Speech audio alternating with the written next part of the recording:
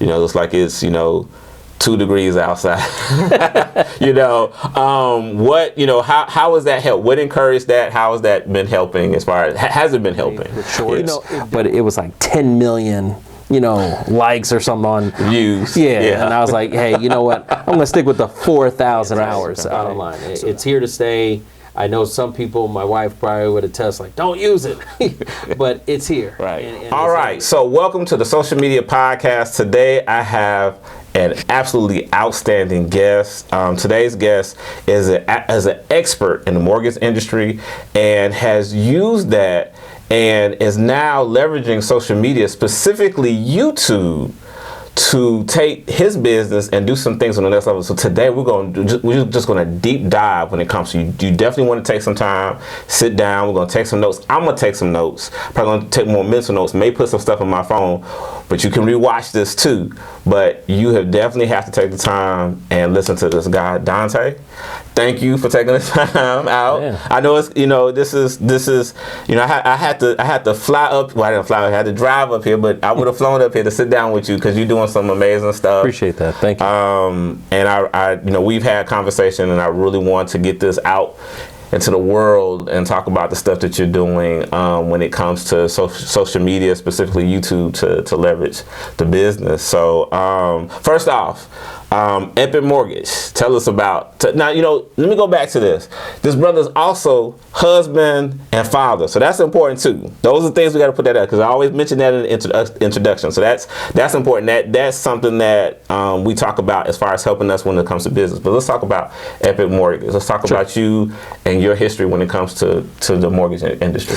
Yeah. So obviously Dante Royster. I've been in the mortgage space since 2002. Okay. June 24th, 2002 to be exact. Wow. So it's been a minute. So I mean, working closing in on my. I'm in my 25th year, closing my 24 years come June. Appreciate that. So June 24th. You say that date, so there's something significant when you actually, because I'd be like, when I started something, I might remember the month. Right. What was significant about that date? Only because I'm good with numbers. Okay.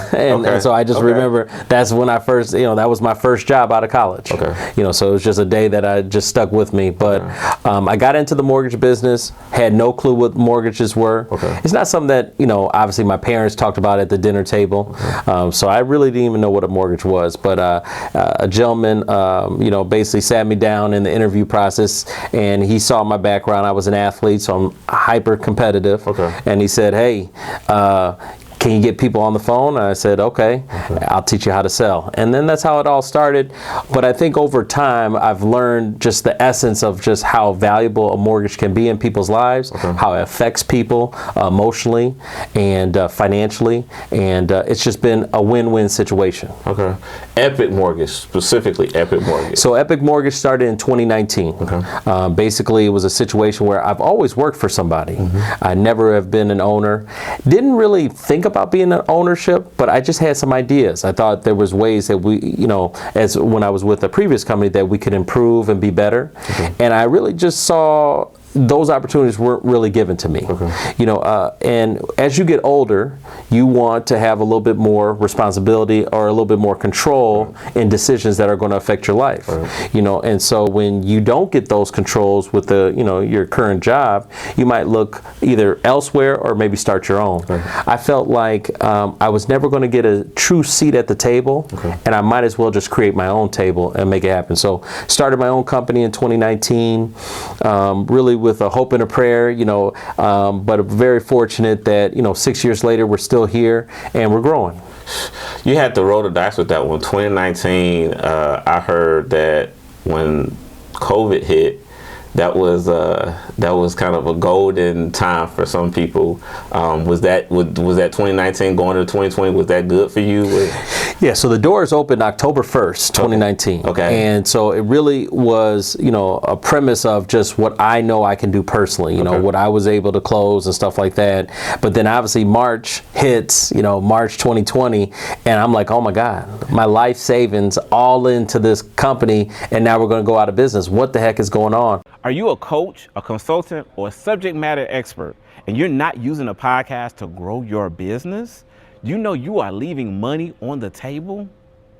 And if you've already started one, but you're not getting listeners or clients that you want, My free 4-step podcast to success program gives you a simple roadmap to launch and grow your podcast in just 30 days. Build credibility, reach more people, and attract more clients. Click the link below and get started now. So there was 100% fear, like, oh my God, did I just make the dumbest decision? And then obviously we got the pandemic rates and things, ran from there. So let's talk about one of the things that you got going on, and that's YouTube. YouTube, you've got over 5,000 subscribers. Your back office, you had mentioned the hour. So explain, what is it to get to the point of monetizing on YouTube? How does that work? So monetization for YouTube is basically you have to at least have 1,000 subscribers, and then you have to have over 4,000 hours of watch time. And so that's very critical to understand the 4,000 hours. At first I was thinking that the 1,000 subscribers are going to be the issue, but it's really the hours. And so really what you have to do is you have to create long form information, long form stories. You could do it by shorts. They do give you a pathway with shorts, but it was like 10 million likes or something on views. And I was like, hey, you know what? I'm gonna stick with the 4,000 hours. So obviously I have to give content that is, appeasing. I have to give content that is going to be informational, educational, and really the premise was to, create a CRM for my company, Epic Mortgage. I have clients that close, and I wanted to stay top of mind. And I was like, well, how do I stay top of mind? And I saw this podcast thing was a thing that was kind of, percolating. I saw it as a situation where, people like to know what they're going to get. Value has become a huge topic in the last, probably since the pandemic, Everyone, the cost of everything has risen. And so now everyone's like, well, what do I get for this? What do I get for this? And so having an expectation of what you're going to receive is what people really like nowadays. So, if you listen to the radio, you don't really know what you're going to get. You don't know necessarily who the guest is.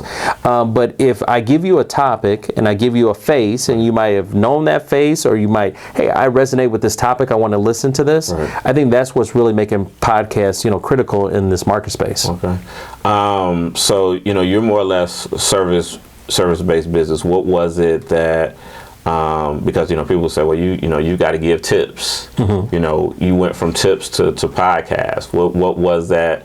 And why did you decide to do that, especially using it as a CRM? I think that if the tips definitely, and you'll see a lot of loan officers, mortgage specialists will want to do tips. But if you really break down tips, there's about 60 videos that you can do, and then you're going to be done. I mean, there's only so much you could talk about with FHA, VA, conventional, and then the story's over. So I think, to have a longer career or a longer process of reason why people are going to tune into you, you want to talk to them not just in this one time frame. So you think about it, most people are going to buy a house maybe one every 10 years. And so you'll want to do a quick tutorial. Okay, I'm going to buy a house this year, and you'll look at some videos and like, okay, got it, and then you're on your way, and then you'll never want to go back to that, that channel again. And so that's where I was like, there's a deeper story about mortgages that sometimes people don't think about, and we're really talking about lifestyle, right? And everyone's lifestyle is different, and I really got into the concept of like, let's talk about different lifestyles, and let's talk about what different people are doing, and let's talk about why some people are successful or why they're having success, and are there some common denominators that people can learn from to be successful. And if I can be that beacon, right, and I think we're all from a business perspective, right, we're trying to solve a problem, and so if I can be the hub where people want to solve their problems, then when the time is, if it is once every 10 years, they'll reach out to me and say, hey, can you solve this problem for me? So YouTube, building a YouTube channel is a journey. So you mentioned about actually not necessarily getting monetized from the platform per se or getting paid from the platform, but there's some other ways that revenue is possible, and you've been successful with that. Sure. Okay. Yeah. So I mean, obviously, from you can look at it from a traditional standpoint and a non-traditional. Okay. Traditional would be your sponsorships, right? You can work with businesses that are speaking to the same client, and then they want to support you as you continue your message as you go on. The non-traditional is interesting because these are lead to summits. These lead to business coaching. Obviously, as a owner of a mortgage company, it can lead into potential loan officers. There might be loan officers out there that might be struggling or not reaching their highest potential with other firms that they're working with. Right. And now that they say, oh, this guy kind of gets where I'm trying to do, maybe I can latch on to him, and now he can help me grow my business. So, we've actually seen monetization through hiring new loan officers just through YouTube. And that was something initially I never expected. Right. So you could actually, and I know you hear that one word when it comes across social media and the things you do and the being consistent. But I'm assuming, hey, they saw you, they're seeing you post, they're seeing you out there. And I guess a question I would have is going back to growing your business, how important it is to have a mindset of, I want to help people, I want to help those agents versus, you just kind of hire them, flipping the script and actually helping them. How does that make a difference? Yeah, I think, obviously starting from scratch stinks. Right. And most people don't want to do it. Right. And so if you're going to be that trailblazer and set up that path for them, it's easier for someone to latch on. The platform's already there. The subscribers are already listening. So now it's much easier for someone, an agent, a loan officer, to say, hey, let me jump on this platform and let me grow with this guy because he's already got the establishment. Now I can just put my ingredients, my little mix into things, and maybe I can generate some business that way. So I think it's an opportunity for people that don't necessarily want to be the trailblazer or the pioneer, that, hey, I've already done the hard labor. I've already started getting the first subscriber to the 100th subscriber and so on and so on. So I think there's opportunities there from a business owner perspective that you could find good employees because people are watching and saying, hey, I got a little spin to this. Let me help you grow even further.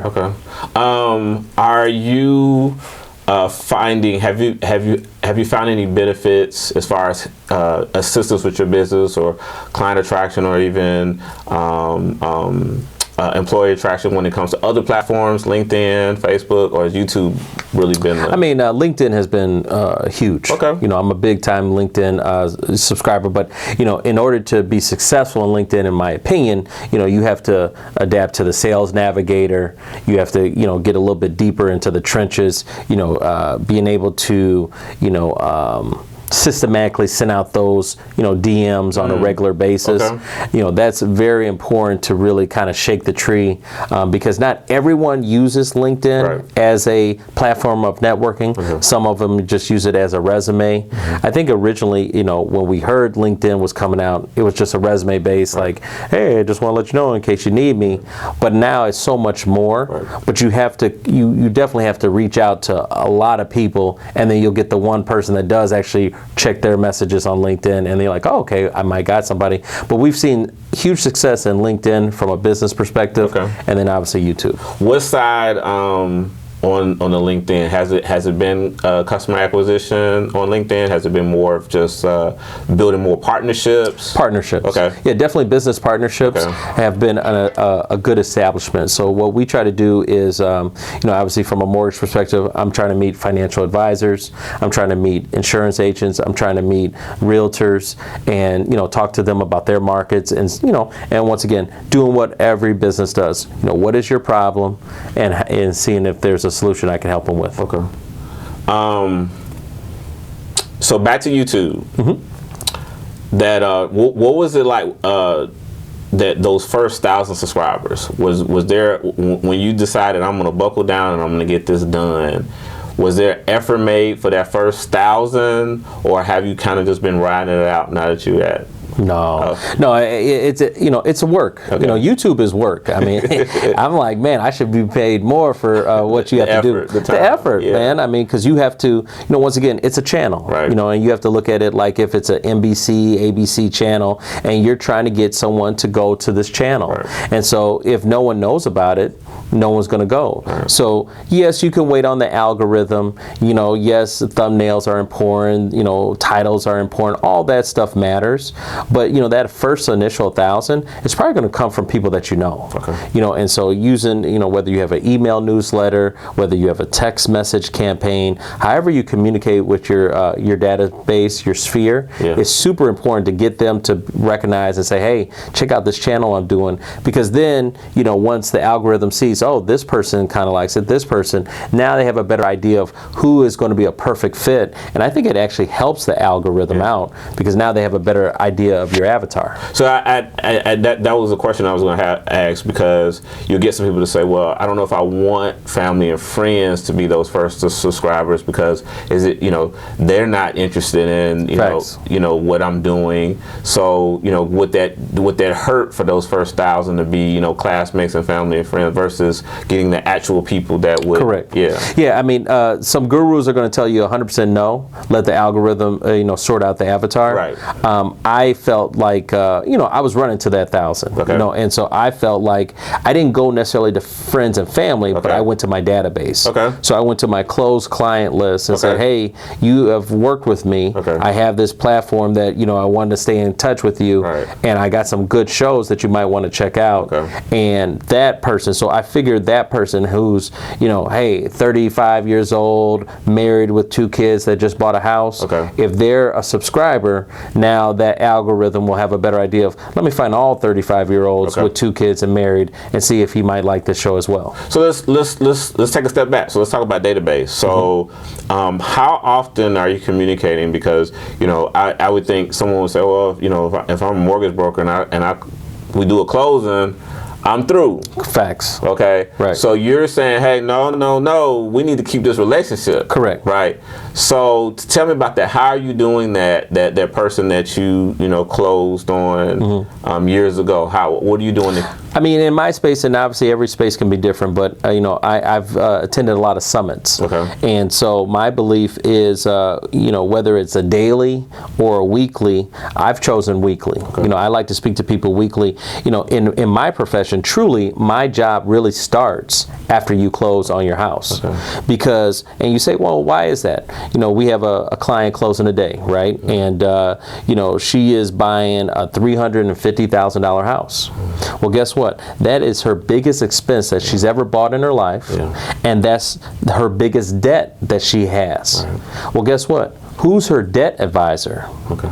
Now, I didn't say financial advisor. Right. Financial advisors focus on growing your assets. Right. Who's your debt advisor? Right. Who can make sure that that's always going to be the cheapest payment that you could possibly make? Mm-hmm. So truly, from my perspective as a regional mortgage broker, my job is to manage that debt, manage all their debt. Okay. And so I always look at, my job really begins after you buy the house, because I want to continue to have that conversation with you. And if there's any opportunities in the marketplace where I can help you save money, you're going to get that call. Okay.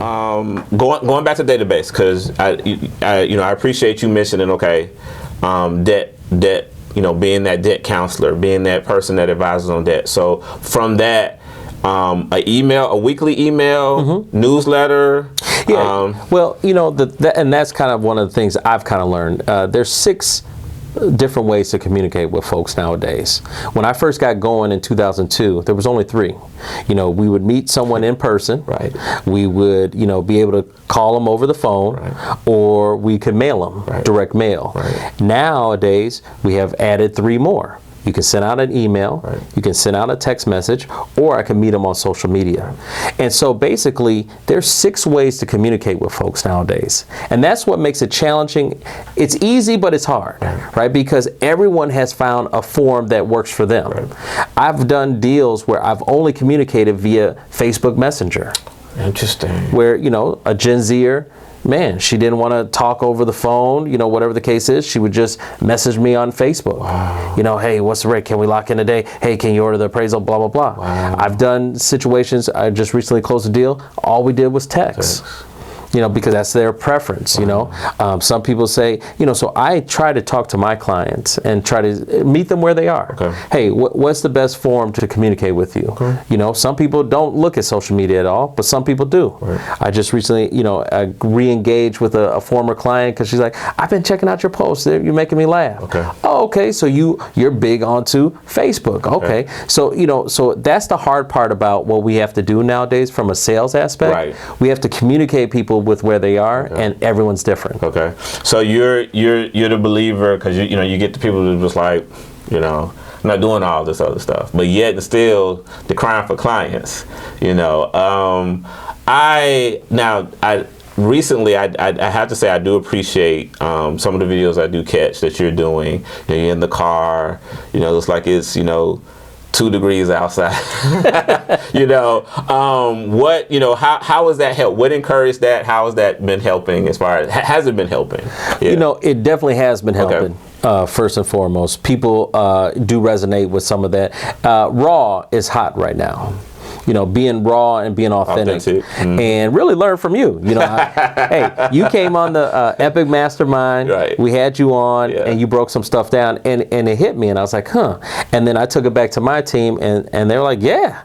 And so we gave it a try. Okay. It's you're always going to be awkward, right? So if for all the people that are going to be listening to this and they're in sales, it doesn't feel right. It doesn't feel 100% natural at first. Right. You get used to it. Right. I look at some of my videos, my first YouTube videos, and I cringe now. I'm like, oh my God, because I'm just more confident, more comfortable, with the video going on. So you're going to get better with time. You just got to do it.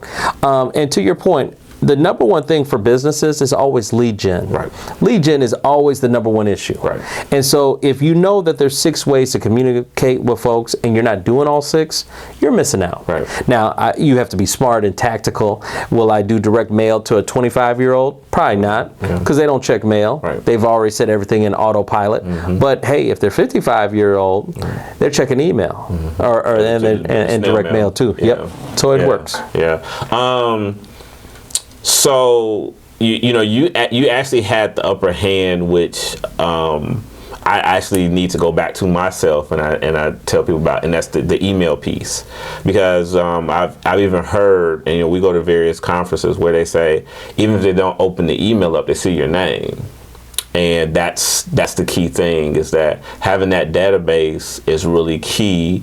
Communication, especially for referral purposes. Yeah, you close, but they're gonna be like, look, I work with Epic, and they were great. They communicated. They were, they got things out there. Your partners, your realtors, he closed my deal, and that's what they're looking. They need to close ASAP. So if you're communicating with them, so the newsletter, because I think when going back to YouTube, you get the people, it's just like that first 1,000. I could agree with you with saying, hey, even if it's family and friends, because I've actually talked to someone that had a video that went viral, and they got the watch hours, but it didn't have the subscribers. And so it's that balance, because you don't know what's going to happen when it comes to those watch hours. And YouTube is making money off your videos, right now, even if you're not monetized, right? Correct. So what is keeping you going? Because I know it's the journey has got to be frustrating, and plenty of times to want to be like, look, I just need to put this down. Sure. What's keeping you going with saying I'm going to continue to do this content? Yeah. Before I answer that, I just want to kind of go back to what you just said. Okay. I hope you're enjoying the podcast. Please do me a favor. Go ahead, like this video, and subscribe. It definitely helps me to help you and help others who love this content. So we're going to go back to the podcast. Besides in person, and in person is always, to me, the number one. Yeah. We're getting a chance to meet someone, go knee to knee with them, look them in the eye, really feel their vibe. Yeah. That's always important. The second thing would be your email list. Yeah. That email list is so important because you control it. Okay. When you send it out, as long as you have that right email address, they're going to receive it. Right. It may go in the junk, but hopefully not, and it goes in their inbox. Right. All the social media media stuff is cool, but you don't own it. Right. We're renting. Right. And we have to keep that in mind. So, you know, algorithms can ghost you. They may not like your information today versus tomorrow. Right. So you don't have a lot of control. You know, and a lot of times too, when I see the videos, right, I see oh man, I had over 1,000 people watch this video. Right. Great. Who are they? Right. I don't know who they are. Right. I don't know why they came. What did they like? What did they did not like? Are they competitors taking my information, or are they consumers really interested? Right. So there is a level of that you have to be mindful of, and that's why I say in-person and email are very important. Okay. Those are the two most important things. Now, as far as YouTube and why do I still do it, is I do have a belief. Okay. I do have a belief, you know, and I'll first say it starts with my kids. Okay. You know, obviously I watch them and I know they're the future, right? My kids are the Gen Alphas. Okay. And so when I see them, I see they're heavy onto YouTube. They're watching various stuff. Yeah. And I know that's where they're going to ascertain information, get information, and process things. Right. And I wanted to give them education and entertainment in the same complex. Okay. You know, so I call it edutainment. Yeah. You know, I'm trying to provide edutainment to them. So I am my future selves. I want to be there for them, and I think the other kids are going to follow suit. Now, with that being said, I wanted to get that YouTube award. I wanted that 100,000. Yeah, I want that plaque, man. Okay. I want that plaque. Another motivation. Yes. Yeah. You know, sometimes you need that pat on the back. Sometimes you need those awards. I like trophies. Okay. You know, and I'm from that trophy era. Okay. So I want to earn that 100,000 subscriber list. So that is one thing. Not the participation. No participation. Right. I want to earn it, and then I want to put it up there. So I really did it for them. Like, hey guys, I'm going to do this thing, and we're going to climb and grow. Okay. But it is a lot of work, and but I do have a belief. One of the things I like is I like the ability of the platform because, you know, once again, you can share the information. Right. So I can share an email, or, you know, I talk to someone, they didn't know about the show, and I can say, oh man, you should check out this show. This was really for you. Yeah. Oh, I want to hear that. Right. So having the pieces, that you're basically creating products. Right. I mean, these are free products, but you're creating product lines that you can give it, and this might soothe their soul, answer a question that they were looking into, re-enhance what you were already telling them. Okay. You know, a lot of times, you know, in my space, it's strategies. Right. I'm going to give you a strategy that might help you, but you might be, okay, I'll think about it. But if I can reinforce it with, hey, I had this conversation with this person who's multi-million-dollar, successful, blah, blah, blah, then you might, I see sometimes they need another set of voice or another set of people. And once they start, okay, I see what he's saying now. You know, and so it really helps, you know, from a teaching aspect, you know, because sometimes we have conversations and then we'll go away. What did he say? Right. What did he say? I forgot that part. Right. So now you have a video that can go, hey, you know, I did a video on this as well. You should check it out. Okay. That makes me think about your book. You're an author, so your book has YouTube or anything you've done helped with book sales, or is it kind of do they kind of play with each other? Like the book gives their credibility for the YouTube channel, like yeah. I want to make sure I phrase it correctly. Yes. Okay. YouTube has enhanced the book. Okay. No question. Okay. You know, I've had you know, people in Canada buy the book. Okay. I've had people in Australia buy the book, and I know they're getting it because they saw me on YouTube. Okay. Right. So having the ability to, you know, be on platforms, it's allowed me to be on other podcasts. Okay. Right. You know, so it could be like, hey, the author. But I want to be careful on that. The author world is interesting. Okay. It's interesting because, you know, and I can't remember his name right now, so I don't want to steal his thunder, but he said, did you write the book or are you an author?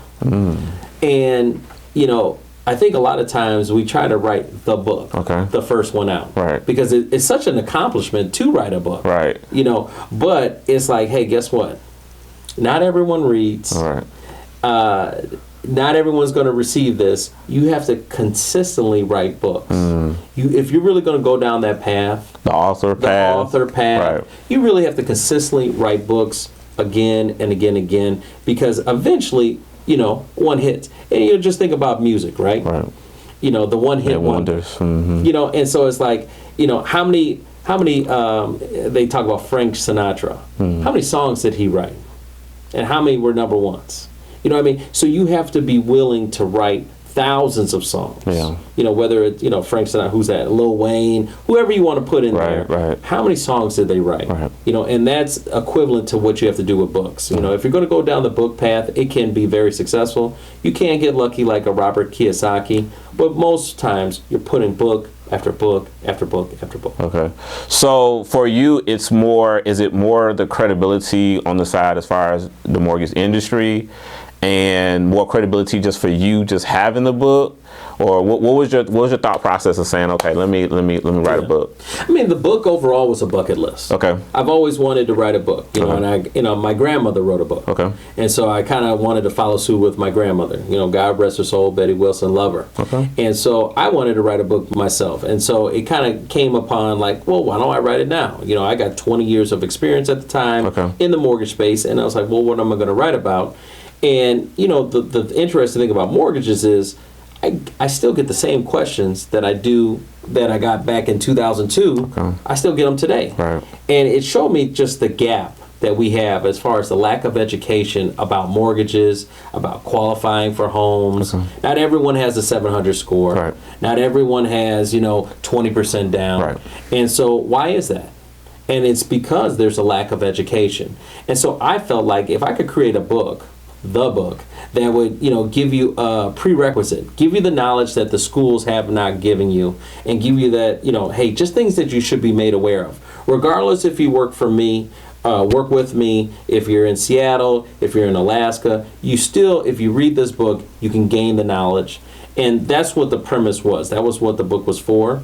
And so I kind of wrote it like, hey, this is the book. You know, the ultimate mortgage guide. You know, here you go, and I've gotten great feedback when people do read it. Okay. But I realized to some degree, for me to go down that path, I have to write again and again and again in order for people to, like, you know, Daniel Steele, you know, and just really know that you're gonna. Oh, okay. I didn't read this one, but I got this one, and then eventually they'll go back in time. But it does help me, you know, allow me to start the podcast. And it seems like it's a good door opener. It's a door opener. Yeah, it's a door. You don't necessarily have to write 10 of them. If you have that one, you're in that category. Correct. And you know, you can never take it away. Right. I'm always going to be an author. Right. The author of the Ultimate Mortgage Guide. Right. It's not necessarily you know, the $1 million book per se, but it's a situation that it allows me to. Oh, you wrote a book. You know, it does bring some type of stature level behind your name. Yeah. And you never know. I think it was the Alchemist. I think it's called the. I cannot remember. Pablo. The Alchemist.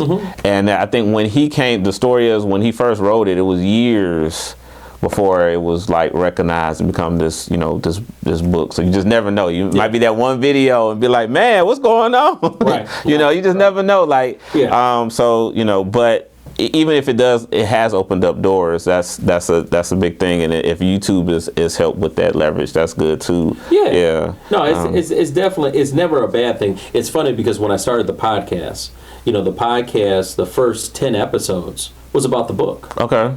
It was about the Ultimate Mortgage Guide, and I gave a chapter explanation, like, why did I write the chapter? Okay. So the first 10 episodes reflected that, but then I kind of I was like, at that point, you know, similar to what we were talking about earlier, it was like, okay, what else are we going to talk about? You know, and so that's where I was like, you know, there's more to what do I do? You know, I help people finance their futures, but when they buy a house, it changes their life, and it changes their lifestyle. And it makes a big difference living in Chicago versus living in, you know, Georgia. There's a difference between living in Colorado and living in Florida. You know, there's just different parameters that come with that. And so I was more interested in, let's talk about that. Okay. Let's talk about living in the mountains versus living on the beach. Okay. Let's talk about the risks of hurricanes versus avalanches. Okay. You know, and I think those are more interesting topics that can be elaborated. And obviously make for good content, you know, for longer periods of time. Yeah, you get really good numbers. Now, you know, I know anybody would say perspective. I'm not talking about millions and millions, but to me, you know, if you get more than 5 people, but you get some hundreds, And that is really good for your podcast, especially live. Like people are sitting down and they're logging in. How is that going on? How are you getting these people coming on and engaging? You know, from a YouTube perspective, you know, so there's, you know, and obviously when you have a podcast, you can split it up. You know, so our podcast is available, you know, wherever you download podcasts. Right. So it's on Apple. Right. It's on Spotify, and all those spots. Yeah. And so, you know, we've actually been receiving over like 30,000 downloads. You know, that's the real thing. So we're trying to figure out now, you know, from a marketing, how do I get the ears to the eyes? Yeah. How can I transfer them from, you know, just listening to me to hear where, you know, and so we're working on things right now to try to make that happen. So, you know, there's a sales funnel. Yeah. And, you know, you start at the top and you work your way down. Right. And so, you know, that's really all that I'm doing is figuring out ways to move them to the next spot. Okay. You know, and just move them down the road. And that's what, I like that stuff. Okay. But, you know, really from a YouTube perspective, it's really been thumbnails and it's been titles. Okay. That's very important. Okay. You have to do the hashtags. You have to do a lot of SEO stuff. Okay. That's very important. Okay. I didn't realize that at the time. And so that's really been the subtle change, especially starting this year. Okay. I had a better understanding. You know, this is kind of year 2 for us. Okay. And so it's very important, those thumbnails, because does it engage you? Are you interested? You know, there's one where I got I look like I'm a pyramid, like I'm from the Egyptian times. We gotta love AI. AI is amazing. AI is amazing. Gotta love AI. SEO, what is that? Search engine optimization. Okay.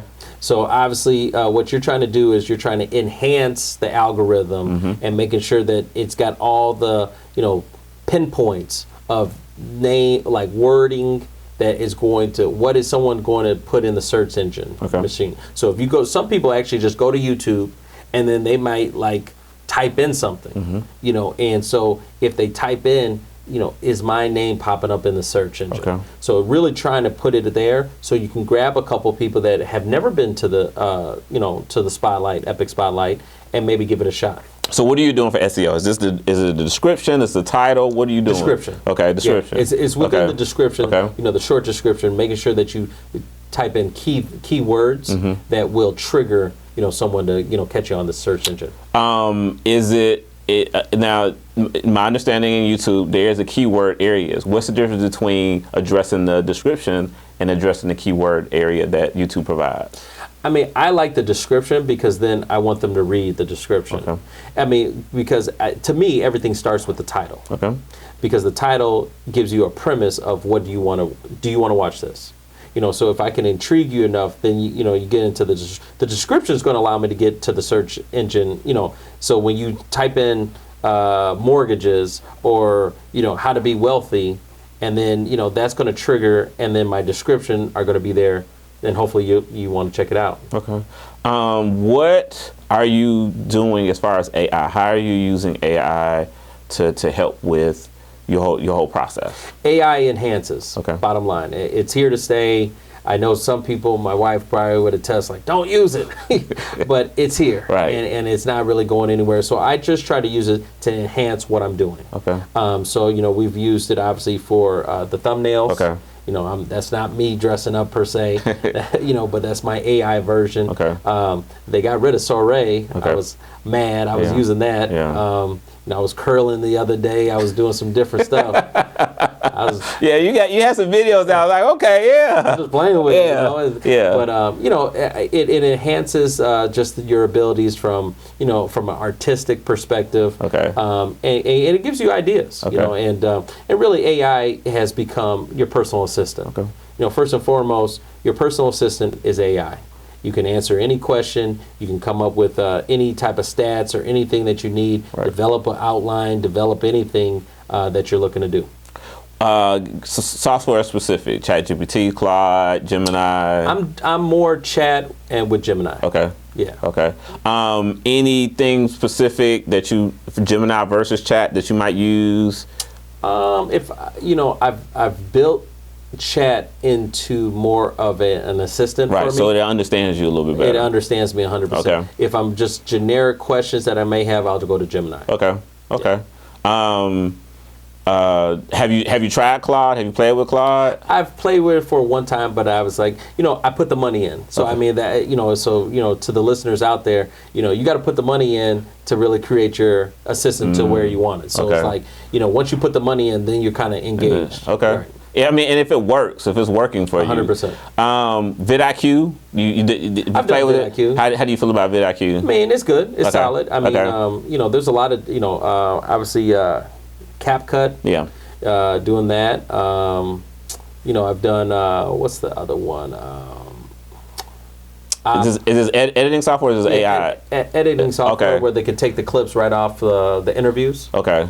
Opus. Okay. Opus clips. Okay. Yeah. So I've done Opus clips, vidIQ. Okay. So I mean, I've been playing around with all of them. Okay. You just try to find what works for you, what fits for you, and then take it from there. I guess, would you agree, not to go into an AI funnel and that stalls you from moving forward? Correct. Because you could easily do that. But one of the things from a business perspective, and everyone's going to come at a different platform in a different way. But I always try to delegate. Okay. I'm not the guy editing all my videos. Right. I'm not the guy doing all the filming. I'm trying to minimize the process. Right. It's hard because a lot of it, as once you're the guy, right? Right. So I do have to film myself, but I have a whole editing team that I send it to. And that's how I kind of work it out. So, delegation is still critical in a business because the main thing is still the main thing. Okay. Right? I'm not getting paid to act. Okay. It is a marketing tool for me. Right. And obviously I want to do the best I can with it. But, a lot of stuff that people will see of me, social media wise, my team is, I get them the information and then they put it together and then it makes it look nice. Okay. I mean, I think the biggest compliment you can get is, "Oh, I thought you were doing all that." Yeah. I appreciate that. Yeah. Thank you. Yeah. But no. So, Dante, I really appreciate this. I really appreciate the time. I know that we're definitely going to have to do a part 2 in the future. Sure. Because, you're getting close to them watch hours. And I feel like it's going to happen really soon, real quick. So congratulations to you on that. Appreciate that. And I like that this is a journey because you're saying, look, I'm going for the plaque. And so that's definitely that's definitely huge, and I would definitely want to have dialogue about that. So I appreciate that. Anything else you want to share? When it comes to business and when it comes to media, that a last thought. I mean, if you're not doing social media now, you're already 5 to 6 years late. I mean, I kick myself I kick myself because I started really in 2024. Okay. And I think the sweet spot and most where you would want to be, people that started 2016, 2018, that's really the sweet spot. So, I'm already 6 years late. So you got to be doing it. Obviously the key thing I would tell people is make sure you have an outline, have a plan, and then execute the plan. So create the plan first and then execute the plan. Use your AI as an assistant to help you get some ideas, garner ideas, and then just be ready to do the work. And it takes time. Obviously, I have a stat. In June of 2024, we had 48 subscribers. So I mean, from January to June, it was 48. Wow. And then, fast forward, by June of this year, we'll have well over 5,000 subscribers. So it does take time, but if you do the work, you're consistent, it's going to pay off. Consistent. That's the word. That is the word of the day. Dante, appreciate it. I know you're busy. I appreciate you taking the time. And we definitely going to talk soon as you get over there, that bridge. So, all right. All right, man. All right, that's a cut.